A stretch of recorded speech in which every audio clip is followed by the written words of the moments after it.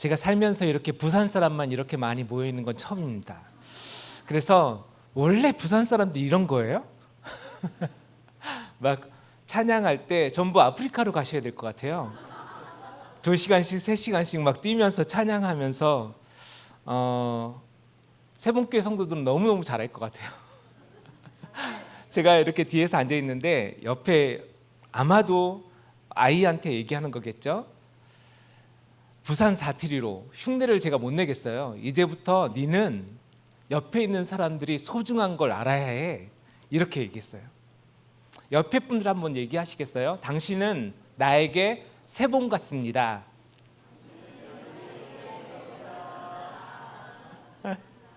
아멘. 내 옆에 있는 사람들이 얼마만큼 소중한 사람들인지 그런 가슴들이 지금 통하고 있겠죠. 그냥 옆에 있는 것이 아니라 하나님이 핏값을 주고 세우신 그 교회를 지켜냈던, 같이 울고 하나님 앞에 매달리고 그렇게 지켜냈던 그런 소중한 사람들입니다. 그래서 저는 오늘 예배 와서 몰랐어요. 이렇게 첫 주일 예배가 시작된 건지. 제 가슴이 얼마큼 뛰겠어요. 그 현장 속에 내가 있었다는 거. 또 이렇게 오후 예배에 선교 현장을 두고 같이 기도할 수 있는 것, 너무너무 감사한 일이죠. 오늘 설교 제목은 부른디의 봄날을 꿈꾸며입니다. 저는 20년 동안 캐나다에서 사역을 했습니다. 그리고 20년 사역을 마치는 과정 속에서 교단을 옮겨야만 됐고 다락방을 떠나야만 됐고 그런 모든 아픔들을 겪었습니다.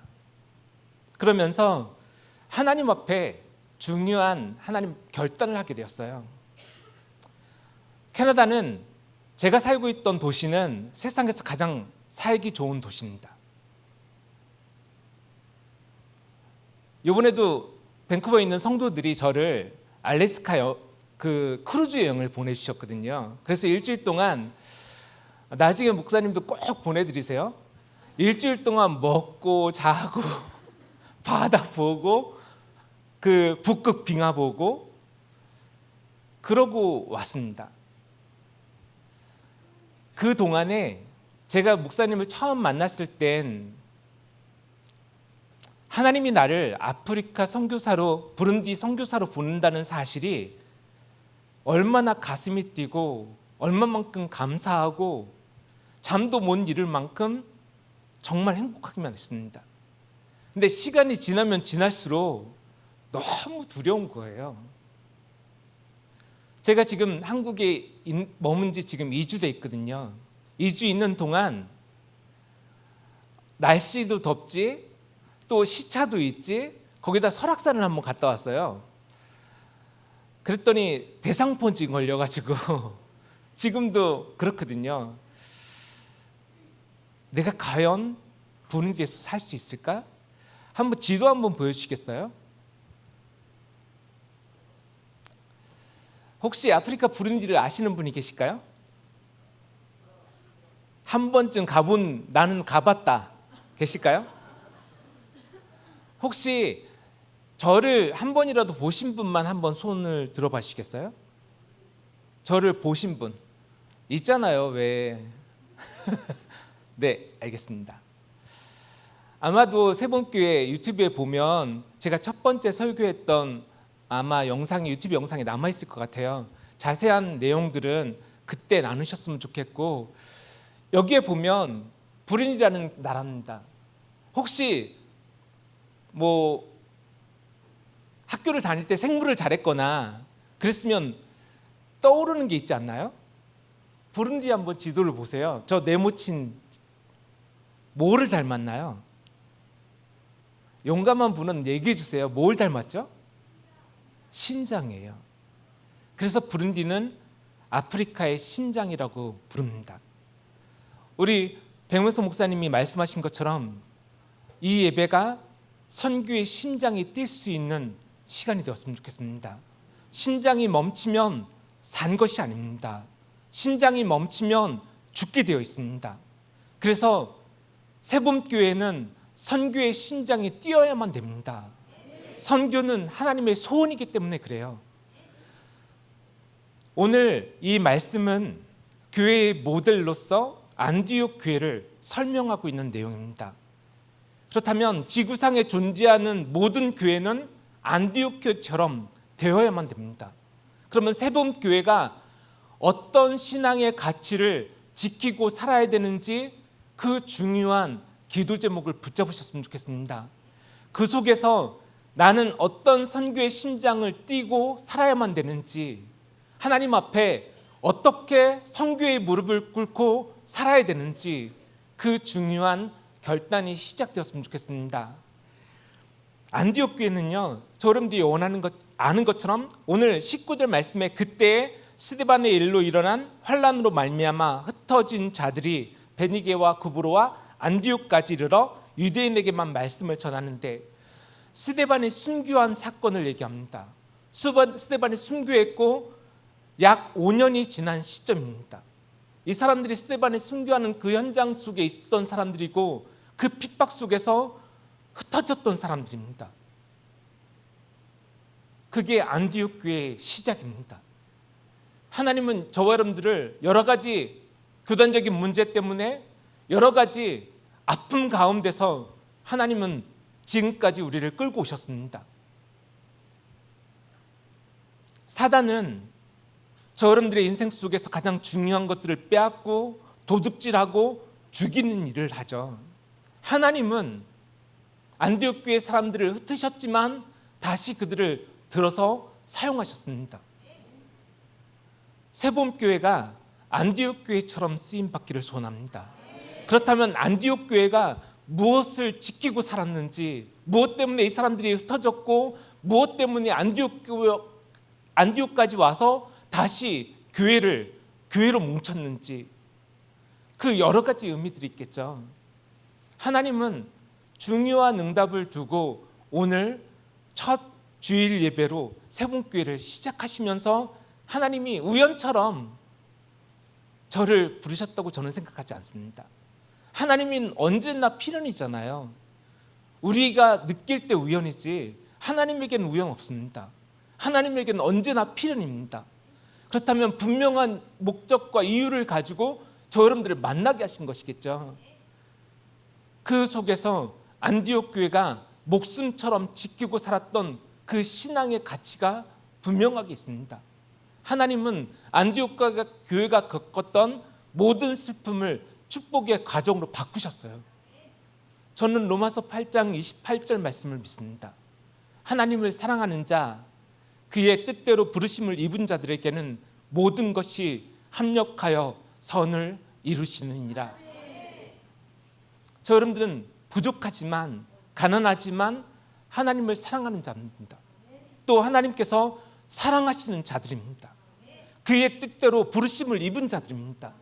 그 부르심 앞에 순종하며 나아가려고 하는 사람들입니다. 그렇다면 모든 것이 합력하여 선을 이루느니라. 그 중요한 순간에 제가 최홍 목사님을 만났을 때 여러분들이 이렇게 예배드릴 거라고는 상상조차 못했습니다. 저는 큰일 났어요. 그때도 함께하는 교회 성도들 몇 명 이렇게 알게 됐는데 어떻게 이분들을 다 알지? 어떻게 우리의 후대들을 두고 기도가 시작돼야만 되지? 그런 기도 제목들이 생겼습니다. 하나님은 여러 가지 문제와 사건들 속에서 내가 아파하거나 환난을 당했거나 여러 가지 핍박 속에 있거나 나는 가난하거나 병들었거나 상관없이 모든 것이 합력하여 선을 이루시는 하나님이심을 여러분들이 믿습니다. 그 고백을 가지고 확인했으면 좋겠습니다. 하나님은 슬픔을 변화해서 기쁨의 찬송으로, 또 저 여러분들의 근심을 대신해서 화관으로 바꾸시는 분이시기 때문에 그래요. 그 응답을 가지고 확인해야 될 것이 세 가지가 있습니다. 저 여러분들 인생 속에 일어나야 될 봄날이고 부른 뒤에서 일어나야 될 봄날 세 가지가 있습니다. 첫 번째는 예배의 봄날입니다. 그냥 단순히 부른 뒤에서만 시작되는 응답이 아니고 저 여러분들의 인생 속에서 시작되어야 될 중요한 응답입니다. 그냥 단순히 새봄교회가 아니고 하나님이 원하시는 봄이 있을 거 아니에요. 저 여러분들이 좋아서 벚꽃 보고 다니는 그런 봄이 아니라 하나님이 원하시는 봄은 분명히 있겠죠. 그 첫 번째가 예배의 봄날입니다. 오늘 21절 말씀에 보면 주의 손이 그들과 함께 했다고 기록됩니다. 하나님은 언제 함께 하실까요? 하나님의 손이 하나님의 백성들과 함께 한다면 언제일까요? 그게 예배 속입니다. 여러분들은 예배를 인생을 거셔야만 됩니다. 그냥 오늘 주일이기 때문에 예배한다 그게 아니고 내 삶의 모든 것을 들여서 예배하는 존재, 그게 여러분들의 인생입니다. 주의 손이 그들과 함께 하셨다는 말은 안디옥 교회가 예배에 생을 걸었다는 말입니다. 그냥 여러분들처럼 이렇게 예배하는 게 아닙니다. 예배를 드리다가 돌에 맞아 죽을 수도 있어요. 예배 드리는 그 현장 속에서는 재판 가정도 없이 돌에 맞아 죽어도 항변할 수 없습니다. 그들의 예배는 우리들과 같지 않아요. 그들의 예배는 자기의 생 전부를 걸고 드리는 그런 예배였어요. 마치 번제처럼. 번제 아시죠? 짐승을 죽여서 피 한 방울도 남김없이 다 빼내는 게 번제입니다. 그리고 온몸을 각을 뜹니다. 그리고 불에 태워지는 것이 번제입니다. 여러분들의 인생 속에 가장 중요하게 시작되어야 될 봄날은 벚꽃 구경 다니는 봄날이 아니라 예배의 봄날이어야만 됩니다. 저는 불인 데서 그것을 꿈꿉니다. 오늘 새봄교회 찬양처럼 예배처럼 그렇게 하나님을 목이 터져라 찬양하고 목이 터져라 주님 앞에 기도하고 매달릴 수 있는 그런 예배, 그 예배의 봄날이 시작될 때 하나님은 안디옥 교회에 주의 손이 그들과 함께 하셨다고 기록하고 있는 내용입니다. 새봄교회에 하나님의 손이 함께 한다면 언제일까요? 저 여러분들이 많은 능력을 가지고 있고 훌륭한 장로님들이 세워지고 우리의 후대들이 좋은 대학을 가고 성공하고 그때 하나님의 손이 함께 하신다고 얘기할 수 있을까요? 아니에요. 하나님 앞에 예배할 때 저는 인생 전부를 걸고 하나님을 찬양하고 하나님 앞에 기도하고 목이 터져라고 주님 앞에 예배하기 시작할 때 그래야 여러분들이 살아나요. 그래야 우리의 후대들이 살고 그래야 저 부른디 땅이 살고 예배가 죽으면 찬양하지만 그냥 찬양을 구경하는 거면 우리는 살 수 없어요. 우리 인생의 봄날이 시작되는 것은 예배의 봄날부터 시작돼야 됩니다. 끊임없이 하나님 앞에 기도하셨으면 좋겠어요. 하나님, 내 인생에 예배의 봄날이 시작되게 하옵소서. 저 부린디 땅에 흑암과 저주의 땅에 예배의 봄날이 시작되게 하옵소서. 안디옥 교회처럼 인생 전부를 걸고 예배할 수 있는 응답들이 시작되게 하옵소서. 그 응답이 시작될 때 하나님은 부산을 바꾸시게 될 겁니다. 저는 이 예배에 오기 위해서 새벽 5시에 일어났습니다. 이 새봄교회 예배의 봄날이 시작되면 그런 일들이 벌어지겠죠. 전 열방에서 모든 민족 가운데서 새봄교회의 예배 속으로 오는 응답들, 주의 손이 함께 하셨다는 말은 하나님의 능력이 임했다는 말입니다. 성령의 역사가 시작됐다는 말입니다. 안디옥 교회에서 시작되었던 불같은 바람 같은 성령의 역사가 새봄교회에 임할 수 있기를 축복합니다. 생각해 보세요. 정말 가슴 뜨는 일이지 않아요? 그냥 단순히 우리가 예배하는 것이 아니라 사람의 예배가 아니라 하나님의 성령이 임재하는 예배, 여러분들의 영혼에 우리 아들과 딸들의 인생 속에 성령의 불길이 성령의 바람이 임하는 예배, 그러면 여러분들이 하나님의 능력에 붙잡혔다는 말이에요. 내 인생 속에 성령의 역사가 시작됐다는 말이에요. 주의 손이 그들과 함께 하셨다는 말은 그만한 저런들 목숨 걸 가치 있는 거 아니에요? 단 하루를 살아도 저런들의 인생이 주의 손에 붙들리기를 소원하셨으면 좋겠습니다. 우리 아이들이 좋은 대학 가고 성공하는 것을 기도하는 것보다 내 아들과 딸이 주의 손에 붙들리기를 기도하셨으면 좋겠습니다. 우리 최영 목사님이 사모님이 주의 손에 붙들릴 때 하나님은 새봉교회에 일하시기 시작하기 때문에 그래요. 그 응답을 두고 정말 기도하셨으면 좋겠습니다. 오늘 그 내용을 보면 마가복음 16장 20절 말씀에 보면 제자들이 나가 두루 전파할 때 주께서 함께 역사하셨다고 성경 기록하죠. 하나님의 성령이 역사하시는 거예요. 하나님의 성령이 새봉교회에 역사하시면 누가 막을 수 있을까요? 그건 아무도 막을 수가 없어요. 제가 3개월 전에 최영호 목사님 만났을 때 교회 건축을 누고 기도한다고 그렇게 말씀하셨거든요. 근데 한 달 전쯤인가 목사님이 이제 이렇게 새봉교회가 탄생하겠다고 말씀을 하세요. 저쪽에 있으면서 제가 얼마나 가슴이 뛰겠어요. 어떻게 이런 일이 벌어지지? 혹시 목사님 그렇게 상상해 보신 적 있으세요? 아니래요. 하나님이 하시는 일을 누가 막을 수 있겠어요? 하나님의 성령의 역사를 그 누구도 막을 수가 없습니다. 그냥 단순히 저 여러분들 인생이 하나님의 손에 붙들리시면 됩니다. 새봄교회가 전능하신 하나님의 손에 붙들릴 때 그 성령의 역사가 시작되는 응답 속에 저 여러분들 인생이 들어갈 때 저 여러분들의 삶은 바뀌고 모든 저주가 무너지고 하나님의 역사가 시작되는 그 응답들을 확인하게 되겠죠. 열왕기상 2장 3절 말씀에 보면요, 내 하나님 여호와의 명령을 지켜 그 길로 행하며 모세의 율법에 기록된 대로 지키라. 그리하면 내가 무엇을 하든지 어디로 가든지 형통할 것이다. 그리스도인의 형통은 소원 성취나 문제 해결이 아닙니다. 하나님의 말씀에 붙들 때예요. 하나님의 말씀을 지키고 순종하며 살겠다고 결단할 때예요. 저분들의 예배는 단순히 내 문제가 해결되고 내 소원을 아뢰기 위해서 드리는 예배가 아닙니다. 하나님의 뜻 앞에 무릎 꿇고 순종하겠다는 결단이 예배입니다. 그때 네가 무엇을 하든지 네가 어디로 가든지 너는 형통할 것이다. 새봄교회 모든 가족들에게 그 하나님의 형통하심이 임할 수 있는 예배 되시기를 축복합니다.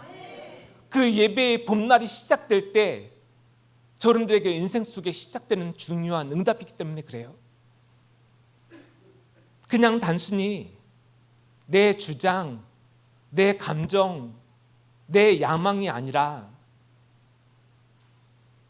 내 삶을 주님께 드리겠다는 결단이 예배입니다. 사무엘상 1장 28절의 고백처럼 그의 평생을 여호와께 드리겠나이다. 사무엘 어머니의 고백이죠. 사무엘 어머니 한나의 고백이에요. 하나님, 나는 내 아들 사무엘의 평생을 하나님께 드리겠습니다. 그게 나실인입니다. 저 여러분들의 평생을 하나님께 드리겠다는 결단이 예배입니다.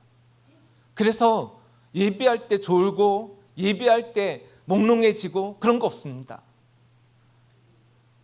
저 여러분들이 잘 아는 것처럼 아프리카 선교의 아버지였던 리빙스턴의 어린 시절은 그렇게 시작됩니다. 이렇게 예배를 드리다가 헌금 시간이 있어요. 헌금 시간이 되어서 모두가 헌금을 드릴 때 아이였던 리빙스턴은 하나님 앞에 드릴 헌금이 없었어요. 그때 그렇게 고백합니다. 하나님, 나는 나를 드릴게요. 나는 저 어른들처럼 돈이 없어요. 하나님, 나를 하나님께 드릴게요. 그게 리빙스턴의 고백입니다. 우리의 후대들이, 내 아들과 딸들이 내 평생을 주께 드리겠다는 결단이 시작되었으면 좋겠습니다. 좋은 남자 만나서 좋은 여자 만나서 결혼하는 거 그게 인생의 목적일 수 없습니다. 하나님 내 평생을 주께 드리겠습니다. 그 예배의 봄날이 새봄교회 시작되기를, 저 부른디에서 예배의 봄날이 시작되기를, 주의 손이 그들과 함께하는 응답이 시작되기를 기도하셨으면 좋겠습니다.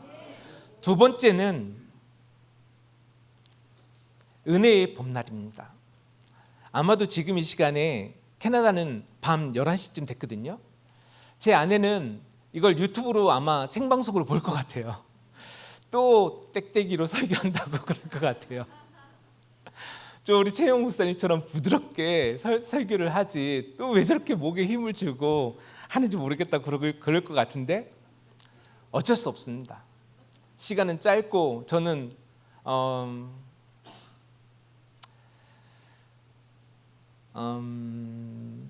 7월 22일 날 저는 아프리카로 출국합니다.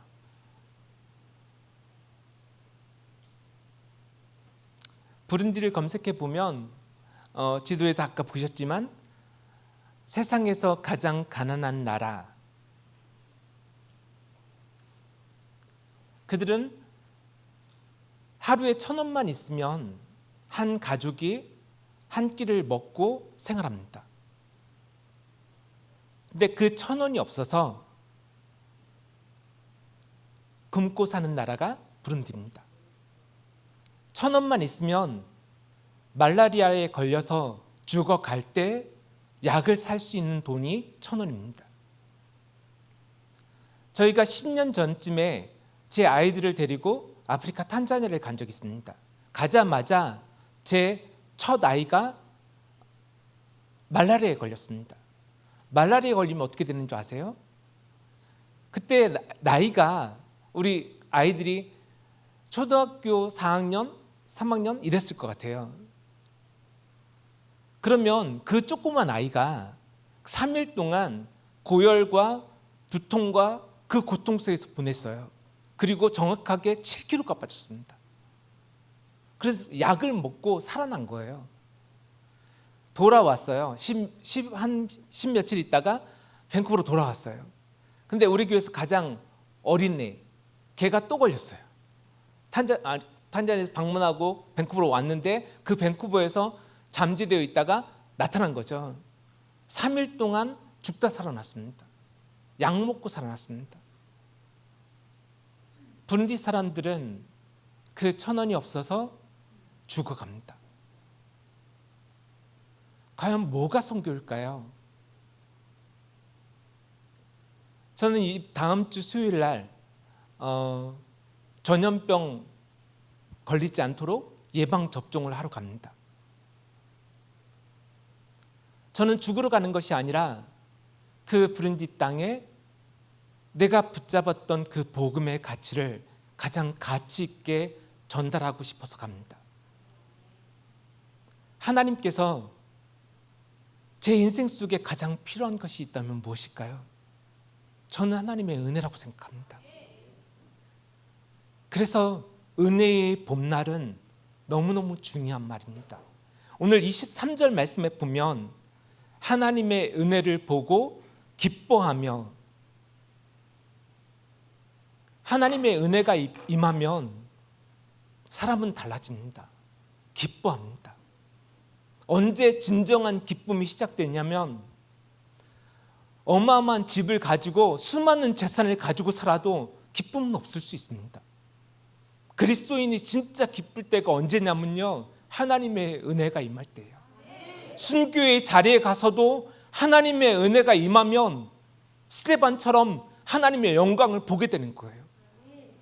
저는 새봄교회가 하나님의 은혜가 보이기를 소원합니다.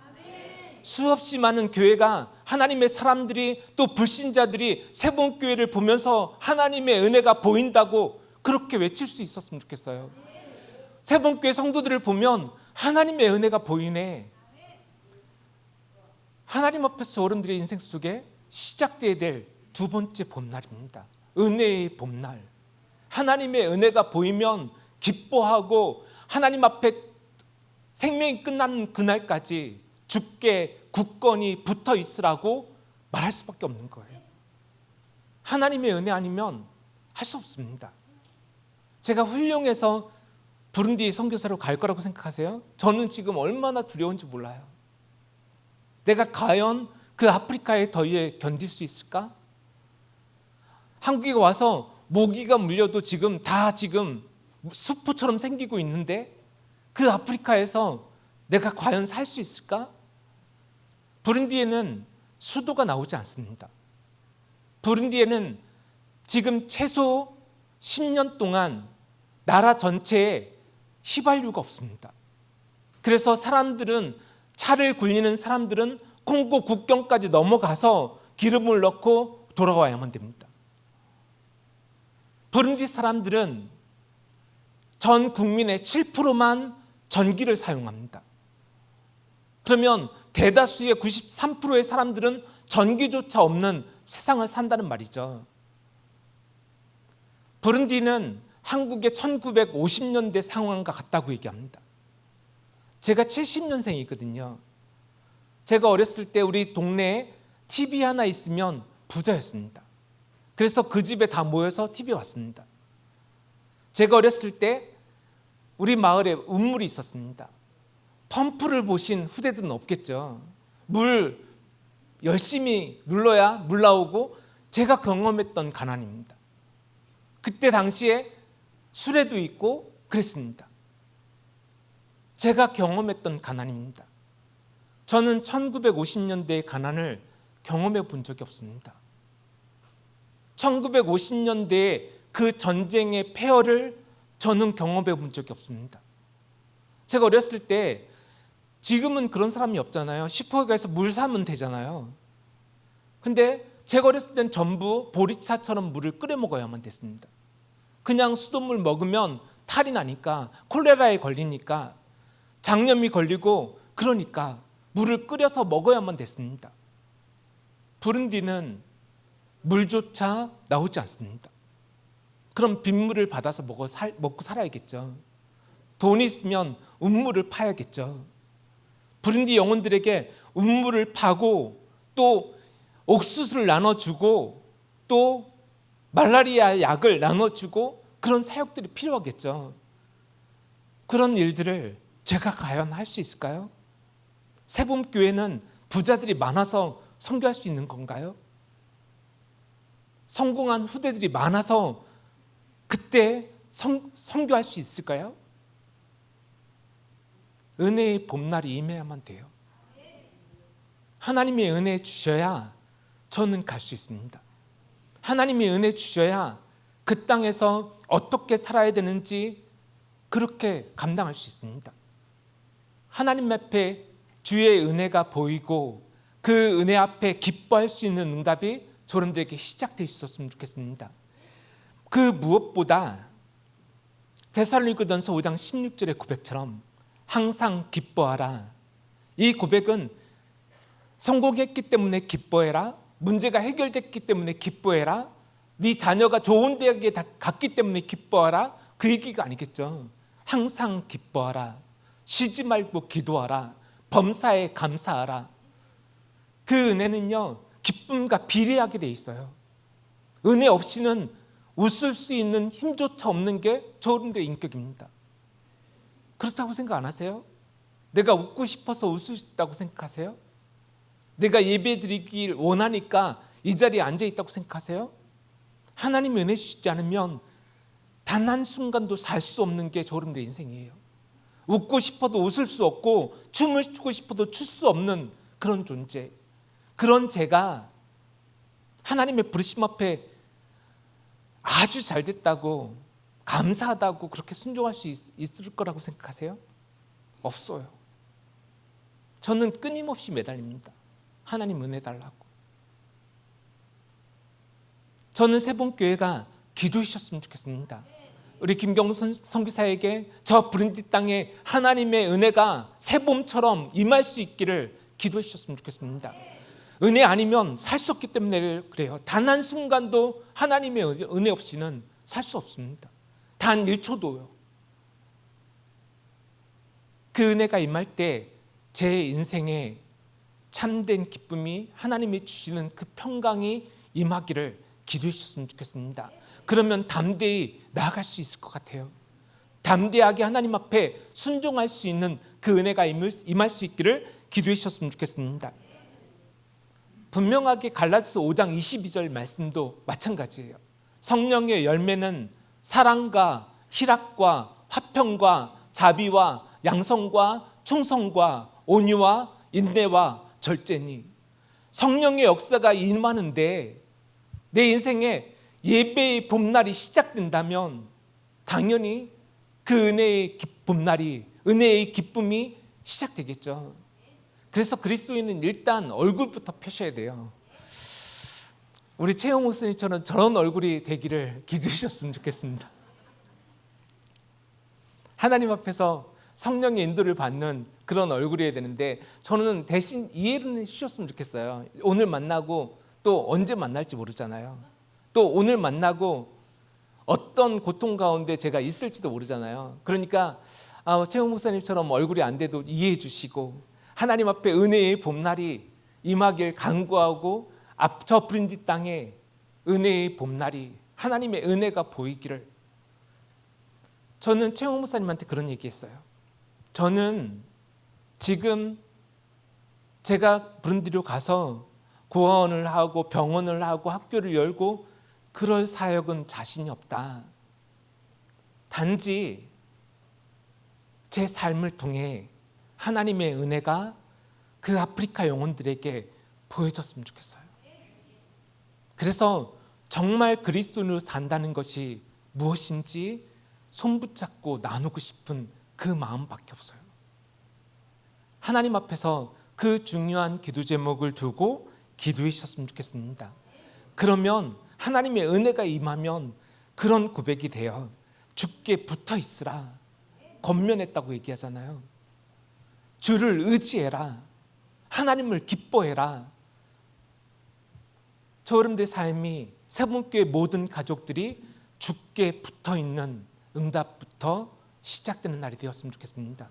어떤 일이 있어도요, 주께 붙어 있으시면 돼요. 하나님의 은혜가 임하면, 저 여러분들 진짜 하나님의 은혜가 필요한 이유는 주께 붙어 있기 위해서, 주만을 의지하고, 저 여러분들 상황과 상관없이, 감정과 상관없이. 요즘에는 정신적으로 문제 있는 분들이 많이 있죠. 그래서 정신과 진료도 받고 하세요. 그분들에게만 하나님의 은혜가 필요한가요? 아니에요. 저분들도 똑같은 존재들이에요. 하나님 앞에 주께 붙어있는, 하나님 앞에 매달리고 하나님의 은혜 달라고 하나님 앞에 부르짖고, 하나님 앞에 그 응답들이 시작될 때 세봉교회는 하나님의 은혜가 보이는 응답들이 시작되겠죠. 그런 응답을 두고 기도해 주셨으면 좋겠습니다. 그 말은 하나님의 은혜가 내 삶의 중심이고 내 삶의 원리이고 내 삶의 기준이라는 말이에요. 그 어떤 것도 기준될 수 없습니다.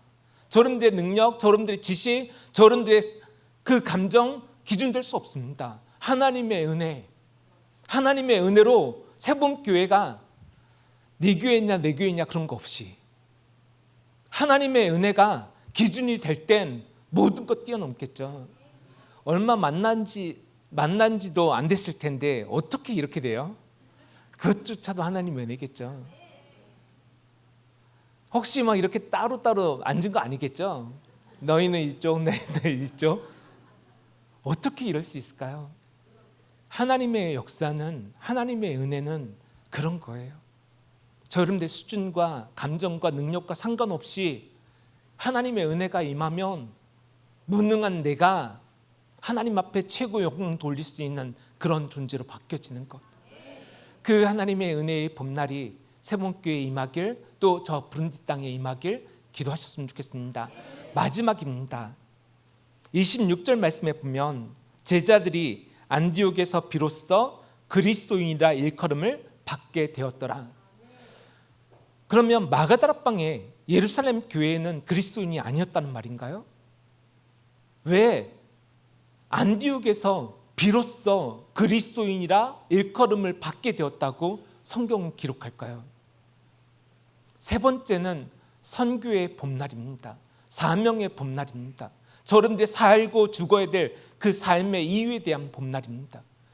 여러분들의 인생에 그 선교의 봄날이 시작될 때 여러분들의 삶은 세봄교회는 비로소 그리스도인이라 일컬음을 얻게 되었다.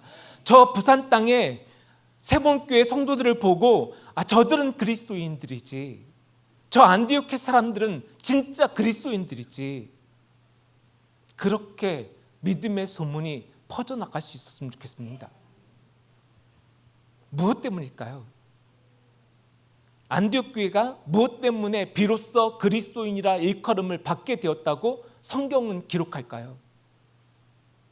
이 장면 속에 이어지는 장면이 있어요. 사도행전 13장 1절부터 4절 말씀입니다. 여기에 본문에 보면 세상에서 가장 아름다운 파송식 장면이 나옵니다.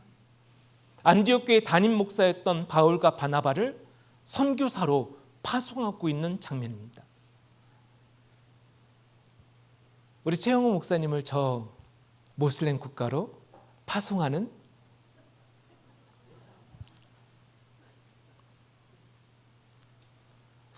하나님께서 세봄교회를 기뻐하시는 이유가 있겠죠. 어떻게 이럴 수 있을까요? 첫 주일 예배를 드리는 날에 아프리카 부룬디로 다시 새로운 여정을 시작하는 저를 최영호 목사님이 IQ가 너무 좋으셔가지고 부르셨을까요? 아니면 제가 너무 똑똑해서 오늘 꼭 불러달라고 했을까요? 하나님이 저 여러분들의 인생 속에 세봄교회에 무엇 하기를 원하시는지 그 분명한 답이겠죠. 안디옥 교회는요, 담임 목사를, 바울을 담임 목사로 붙잡고 있는 것이 아니라 선교사로 파송합니다. 예수님의 명령 때문에 그래요. 땅끝까지 이르러 내 증인이 되리라. 하나님 앞에 세봄교회가 선교하는 교회 될 수 있기를 축복합니다. 처음 말씀드린 것처럼 심장은 뛰어도 되고 안 뛰어도 되고 그런 것이 없습니다. 내가 죽어가는 그 순간에도 심장은 뛰어야만 됩니다. 가난해도 정말 불같은 그런 시련이 있어도, 정말 지옥 같은 고통이 있어도 심장은 뛰어야만 됩니다. 우리 교회가 부자 교회이니까, 우리 교회에 헌금이 많이 나오니까, 우리 교회가 정말 성공한 직업인들이 많이 있으니까, 전문의들이 많이 있으니까 그런 거 아닙니다. 저 부산 땅 끝에서 선교하는 교회가 있다고 그렇게 믿음의 소문이 나셨으면 좋겠습니다. 세봄교회가 하나님이 가장 기뻐하시는 일에 하나님의 뜻에 붙들렸다고, 그래서 그리스도인으로 살고 있다고 그렇게 믿음의 소문이 나셨으면 좋겠습니다. 그러면 모든 것 달라집니다. 주의 손이 그들과 함께하게 되겠죠. 하나님의 은혜가 세봄교회에 보이기 시작하겠죠. 저는 부룬디에서 그 선교의 봄날이 시작되기를 기도하고 열망하고 있습니다. 하나님은 제게 끊임없이 그 마음을 주셨어요.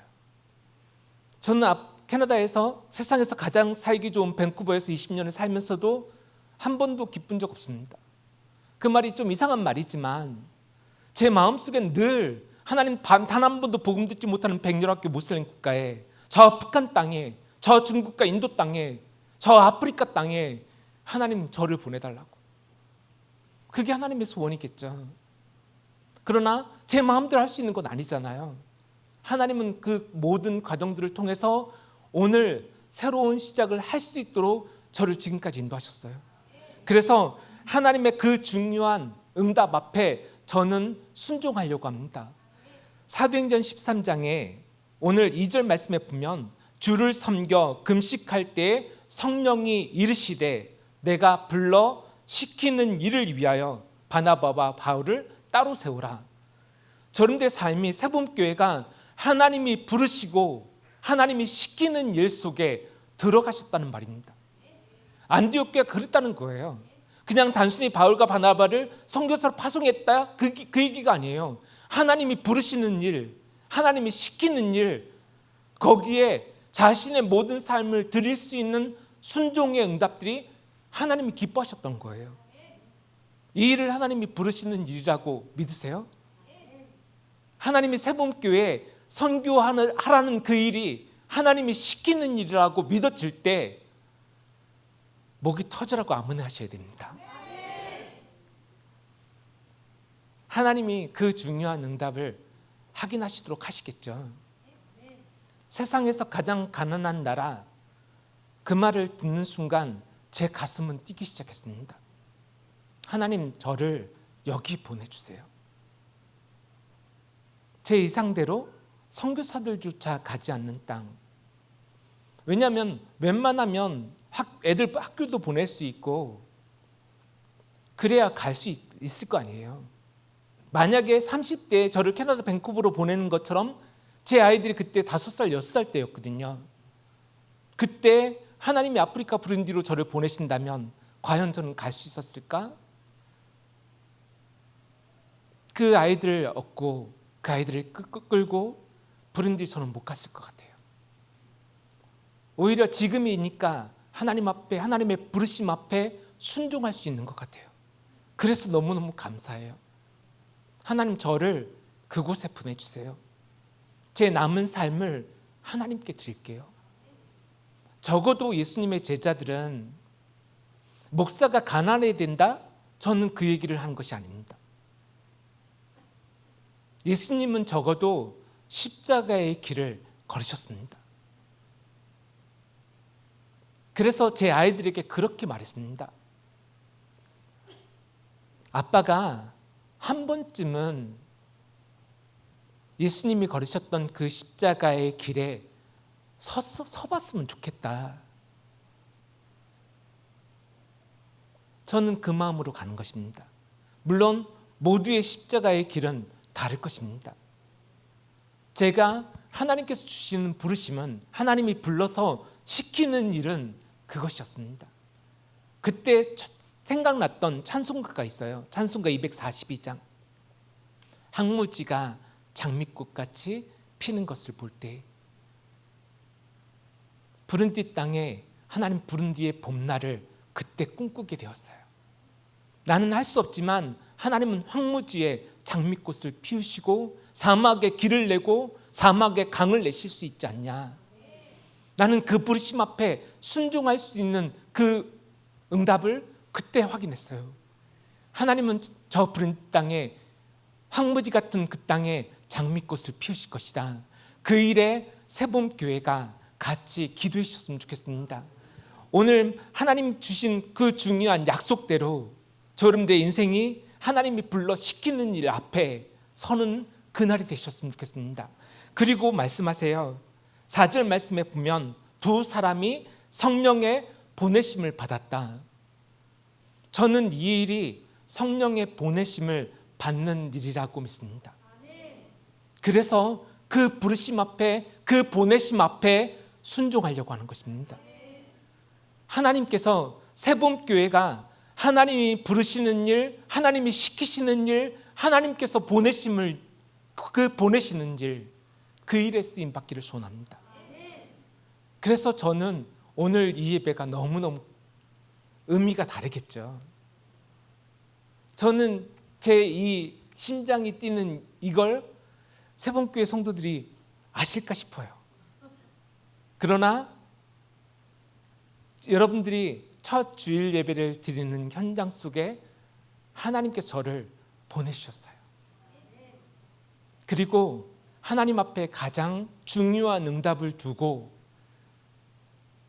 부른디의 예배의 봄날을 꿈꾸게 하셨어요. 부른디의 이 말, 그 은혜의 봄날, 선교의 봄날을 꿈꾸게 하시는 그 예배 속에 같이 있었던 사람들입니다. 기도해 주셨으면 좋겠습니다.